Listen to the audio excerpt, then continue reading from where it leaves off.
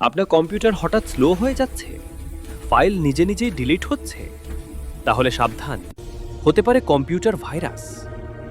Computer virus কি? এটা এক ধরনের ক্ষতিকর প্রোগ্রাম যা কম্পিউটারের ক্ষতি করে। ভাইরাস কিভাবে ঢোকে?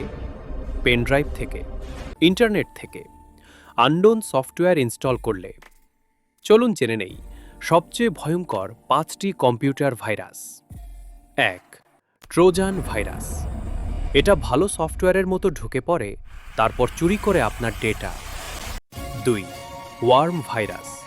নিজে নিজেই ছড়াতে থাকে, পুরো নেটওয়ার্ক নষ্ট করে দেয়। 3. র্যানসমওয়্যার। আপনার ফাইল লক করে দেয়, তারপর টাকা দাবি করে।